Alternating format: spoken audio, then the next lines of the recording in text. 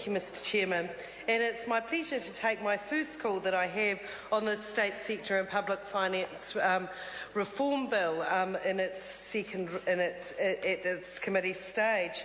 And I'm in particular very happy to speak to part 2 of this legislation and the part of the bill that deals with the Public Finance Act Amendments 1989 and to look at some of those. Now, as my colleagues have canvassed at great length, Labor has made a decision to support this bill with reservations, and my colleague Sue Moroney is pointing out that we have talked in some detail about our views on this bill, but there is still plenty more that needs to be canvassed in the course of this debate, Mr Chairman, around this piece of legislation.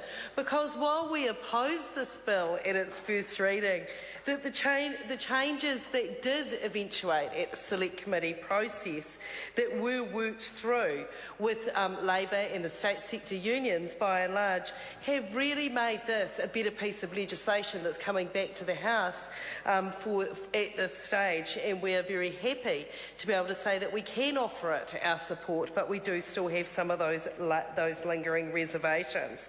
It has been heavily amended at the committee stage, and I think that's a piece of I think that as a process is something that this House should applaud, that committee stage was allowed to work fully and to really fulfil its function in making legislation better. Now, as I said, the part 2 that we're talking about, the amendments to the Public Finance Act, one of the issues that I really want to pick up there is the information requirements for appropriations that comes under this part of the legislation. Now, the intent of the bill is that all appropriations should be traceable and accountable from year to year. Traceability must be explicit where an appropriation or categories within an appropriation have changed, including where a multi-category appropriation is used. Now, my colleague Sue Moroney has touched on a very current example of where this has been brought into relief. Now, this legislation has meaning for every member in this House. There is no member in this House who has an interest in a portfolio, either on the government benches or on the opposition benches, who doesn't have to deal with the issues that are covered by this bill. And for those of us that have been covering through appropriations that have been brought under the umbrella of MOBI, the Ministry of Everything, that it actually has been a real challenge to follow through where those appropriations. My colleague Sue Moroney talked about trying to follow through ACC budget lines from years before the Department of Labor was absorbed into the Ministry of Business, Innovation and Employment. I myself, in the area of research, science and innovation, have been trying to cover through budget lines and trying to track how it is that our funding of things like postdoctoral fellowships has gone from when we had an independent Ministry of Science and Innovation, and how that has gone when it has been absorbed into the much larger Ministry of Business, Innovation and Employment. So that I think that any legislation, any change to the legislation like we're seeing in this is to be applauded, Mr Chairman, because I think this is something that it is the purpose of this House, it is the purpose of our select committees and of the members of this House to be able to make sure that we are scrutinising those appropriations. And members of the public also need to be able to have clear and transparent ways of scrutinising what is happening with public money. Because, Mr Chairman, that is what we are talking about. We are talking about the use of public money here, and anything that we can do to make that more accessible and more transparent is something that we can support. Other changes that we think that are important under this part of the bill is that making it clear that other departments as well as the one administering an appropriation can incur expenses against that appropriation.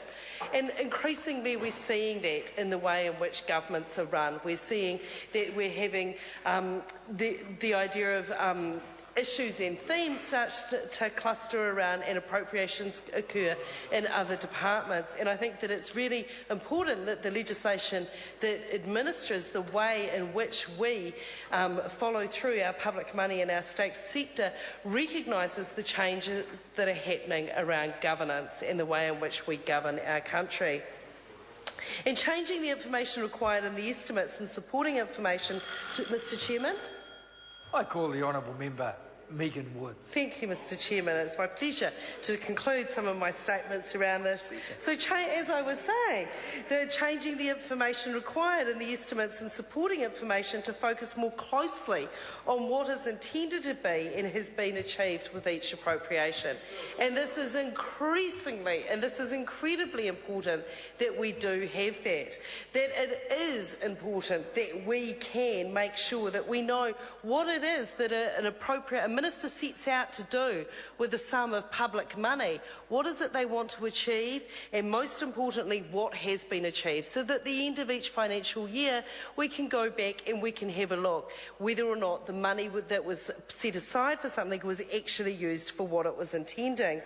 And changing the requirements for information about department strategic intentions, including the frequency of the provision. Now, my colleague David Parker talked he touched very briefly on the idea around the department statements of strategic intents. Now, these are incredibly important documents when it comes for members of the public and for parliamentarians and for society at large, really, to know what it is that a public organisation is wanting to achieve.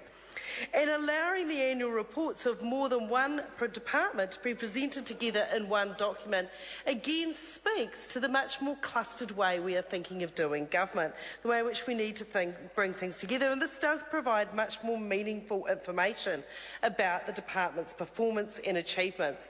And, Mr Chairman, this is what we're all looking to achieve. We're all looking to see that we can have meaningful and real information that can be there to show how it is that a government department has spent government money.